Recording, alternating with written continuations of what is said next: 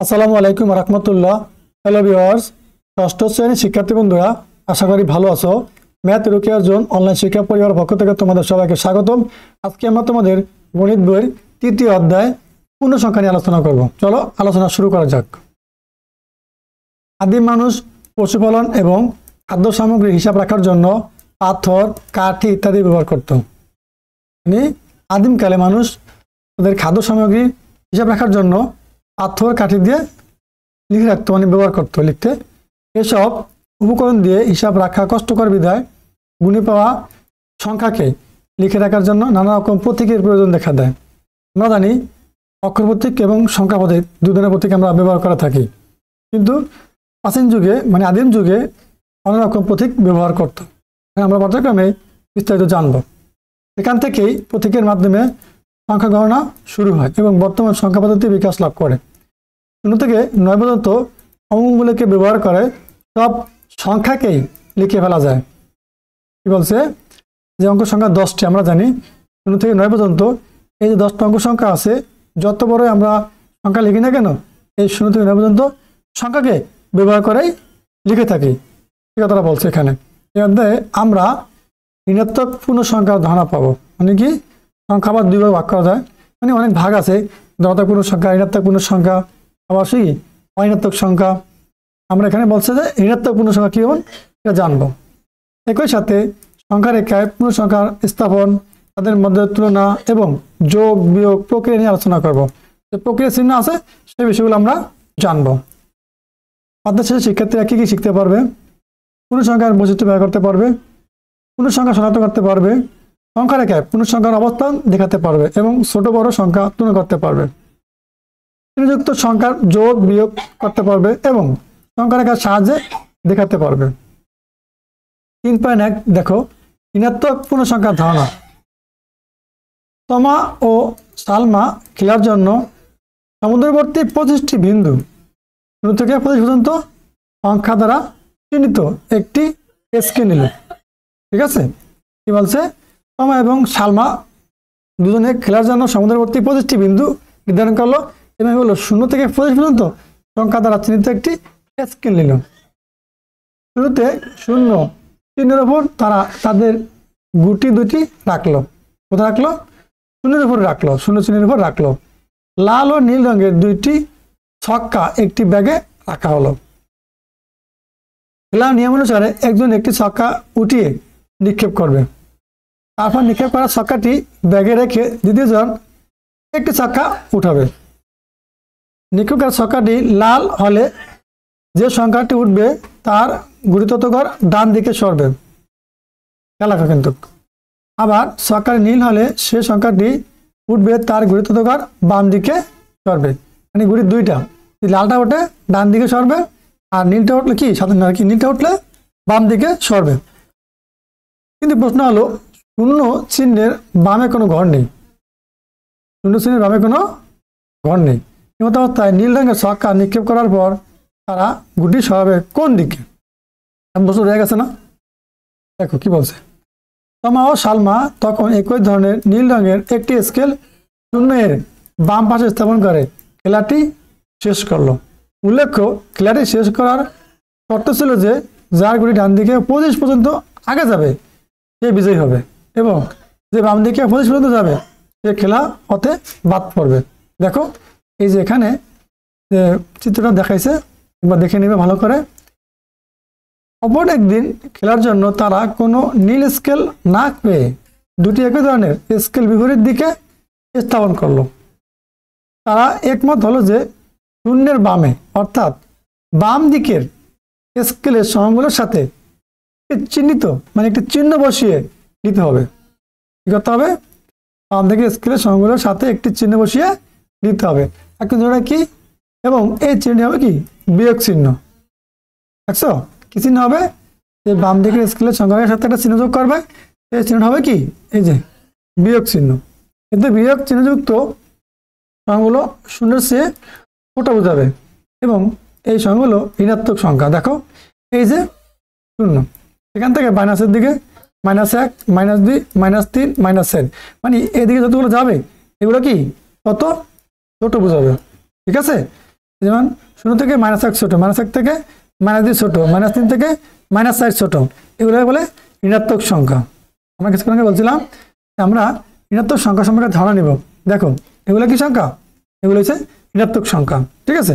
আবার 0 দেখো এই সামনের দিকে এই 1 2 3 4 এগুলো হচ্ছে কি ধনাত্মক পূর্ণ সংখ্যা, আর যেগুলো মাইনাস চিহ্ন যুক্ত সেগুলো হচ্ছে ঋণাত্মক পূর্ণ সংখ্যা, ঠিক আছে। আশা করি তোমরা অবশ্যই বুঝতে পারছো। 3.2 ঋণাত্মক সংখ্যা লিখন পদ্ধতি। ঋণাত্মক সংখ্যা আমরা কিভাবে লিখবো সে বিষয়ে এখন জানবো। খেয়াল করো, মনে করি শিবন ও রাজু কোন স্থানে 0 বিন্দু থেকে পরস্পর বিপরীত দিকে হাঁটা শুরু করলো। 0 থেকে একজন একদিকে যাবে, একজন কি শিবন, একজন রাজু, দুজন দুই দিকে যাবে বিপরীত দিকে। 0 বিন্দু ডান দিকে ধাপকে প্লাস চিহ্ন যুক্ত এবং বাম দিকে ধাপকে মাইনাস চিহ্ন যুক্ত দ্বারা যুক্ত করা হলো। এই যে 0 এখান থেকে ডান দিকে এদিকে, ঠিক আছে, এটা কি প্লাস চিহ্ন, আর বাম দিকে মাইনাস চিহ্ন দ্বারা চিহ্নিত করা হলো বা সূচিত করা হলো। শিবন যদি ডান দিকে পাশের ধাপ অতিক্রম করে তাহলে তার অবস্থানকে +5, মানে কি এই যে রেখাটা আছে না, যে সাইড দিছে না, এই যে এই রেখা হবে কি 5। এখন চিন্তা করো এই +5 আর শুধু 5 একই কথা, ঠিক আছে। এই চিহ্ন নাই মানে কি 4, মানে কি এই জায়গায় +4 আছে, এই জায়গায় প্লাস চিহ্ন দেওয়ার প্রয়োজন নেই আর কি। এবং রাজু যদি বাম দিকে 4টি ধাপ অতিক্রম করে তাহলে তার অবস্থানকে -4 দ্বারা চিহ্নিত করা হবে, এই যে এটা, ঠিক আছে। কিন্তু মাইনাস চিহ্ন হলে কি মাইনাস চিহ্ন দেওয়ার দিতে হয়, প্লাস চিহ্ন দেওয়ার প্রয়োজন নেই। এটা প্লাস এমনিই বুঝে প্লাস আকার আসে, কিন্তু মাইনাস চিহ্ন বুঝতে অবশ্যই মাইনাস চিহ্ন ব্যবহার করতে হবে, যে -4, ঠিক আছে। দেখো এখানে কিছু কাজ আছে, আমরা পরবর্তীতে আলাদা ভিডিওর মাধ্যমে এই সমস্ত কাজের প্রশ্নগুলো সলভ করে দেব। 3.3 কি বলছে? সংখ্যা হ্রাস ও বৃদ্ধি। পূর্ববর্তী আলোচনা থেকে আমরা দেখতে পাই যে গতিপথের ডান দিকে যদি সংখ্যাটি ধনাত্মক হয় তবে বাম দিকে সংখ্যাটি ঋণাত্মক হবে, এই কথাটা বলছে। যে ডান দিকে যদি ধনাত্মক হয় তাহলে বাম দিকে কি হবে, ঋণাত্মক হবে। যদি কোনো সংখ্যা থেকে এক ধাপ ডান দিকে যাওয়া যায় তবে ওই সংখ্যার পরবর্তী সংখ্যাটি পাওয়া যাবে, এবং যদি এক ধাপ বাম দিকে যাওয়া যায় তবে পূর্ববর্তী সংখ্যাটি পাওয়া যাবে। দেখো এখানে কাজ আছে, আমরা এই কাজটা এখন শিখে নিব। নিচের সংখ্যাগুলোর পরবর্তী সংখ্যাটি লেখো। প্রদত্ত সংখ্যা পরবর্তী সংখ্যা 10-এর পরবর্তী সংখ্যা কত হইব? 11। 8-এর পরবর্তী সংখ্যা কত হইব? 9। -5-এর পরবর্তী সংখ্যা কত হইব? -4, ঠিক আছে। পরবর্তী মানে ছোট হইব, মাইনাস মান যত বড় হইব তত মানে ছোট হইব। -5-এর পরবর্তী সংখ্যা হলে -4, -3-এর পরবর্তী সংখ্যা হলে কি -2, ঠিক আছে। -3-এর পরবর্তী সংখ্যা -2, 0-এর পরবর্তী সংখ্যা 1, 3-এর পরবর্তী সংখ্যা কত হইব? 4 বা 4, ঠিক আছে।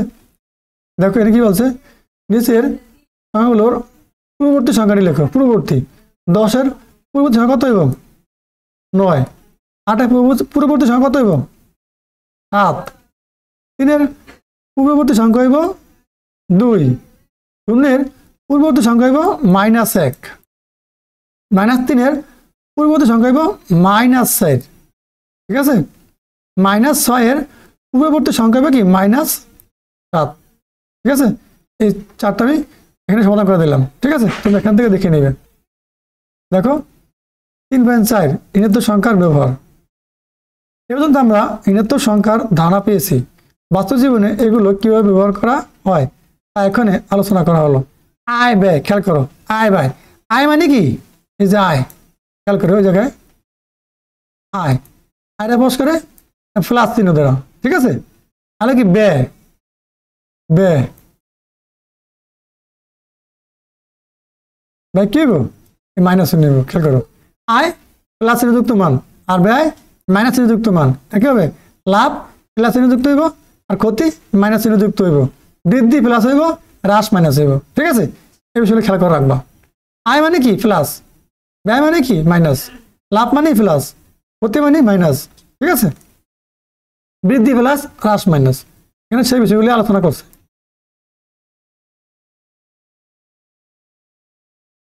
এগুলো আমাদের পরিচিত শব্দ, জোড়ার প্রথমটি দ্বিতীয়টি বিপরীত। আয় লাভ বৃদ্ধি বলতে পরিমাণে বাড়ে, আবার ব্যয় ক্ষতি হ্রাস বলতে পরিমাণে কমে। ওই যে কমলে মাইনাস আর বাড়লে প্লাস। 5 টাকা আয়কে প্লাস 5 টাকা দ্বারা চিহ্নিত করলে 8 টাকা ব্যয়কে মাইনাস 60 টাকা দ্বারা চিহ্নিত করা যায়।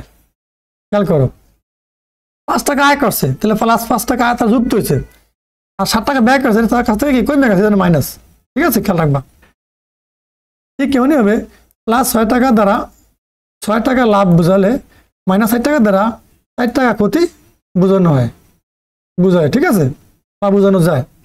উপর আলোচনা থেকে লক্ষ্য করি যে একই জাতীয় কিন্তু বিপরীতমুখী দুইটি রাশির পার্থক্য বোঝাতে একটিকে প্লাস চিহ্নযুক্ত ধরলে অপরটি মাইনাস চিহ্নযুক্ত হবে।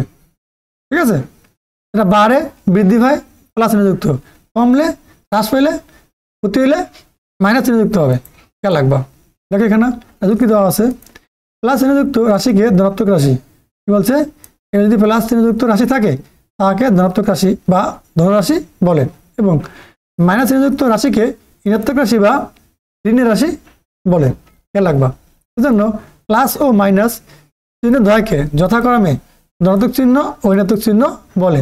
প্লাস চিহ্নকে বলে এই ধনাত্মক চিহ্ন, আর এই মাইনাস চিহ্নকে বলে ঋণাত্মক চিহ্ন। ঠিক আছে, কাজ এই কাজের প্রশ্নগুলো আমরা আলাদা ভিডিওর মাধ্যমে পরবর্তীতে সমাধান করে দেব। এখন দেখো এখানে বলছে 3.5 পূর্ণ সংখ্যা। মানুষের প্রয়োজনে প্রথমে 1, 2, 3 এই সংখ্যাগুলো আবিষ্কৃত হয়। এগুলোকে স্বাভাবিক সংখ্যা বা ধনাত্মক পূর্ণ সংখ্যা বলে।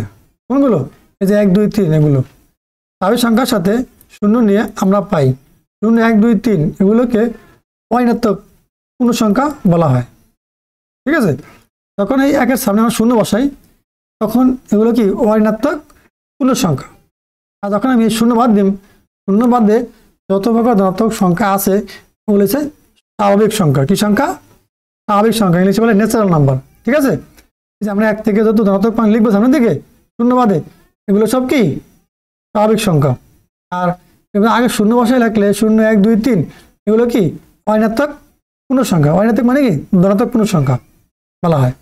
আবার -2 ডট দিয়ে -4, -3, -2, -1 সংখ্যাগুলো কি ঋণাত্মক পূর্ণ সংখ্যা। খেয়াল রাখবা, এগুলো কি ঋণাত্মক পূর্ণ সংখ্যা।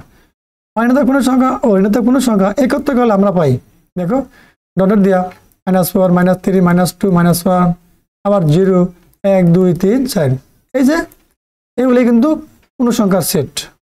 ঠিক আছে, ধনাত্মক ঋণাত্মক সবগুলো সংখ্যা একত্র করে কি পূর্ণ সংখ্যা। এই সংখ্যাগুলো কি পূর্ণ সংখ্যা। ঠিক আছে, তাহলে আমরা আজকের ক্লাসে এই পূর্ণ সংখ্যা সম্পর্কে জানলাম, যোগ বিয়োগ প্রক্রিয়া চিহ্ন সম্পর্কে জানলাম। সুন্দর করে ক্লাসটা দেখো, বেসিক ক্লাসটা অনেক ভালো লাগবে। পর্যায়ক্রমে তোমাদের সকল বিষয়ে ধারাবাহিক ক্লাস আমাদের এই ম্যাথ এডুকেশন ইউটিউব চ্যানেলে পেয়ে যাবে। থাকো, আমাদের সাথে থাকো। আল্লাহ হাফেজ।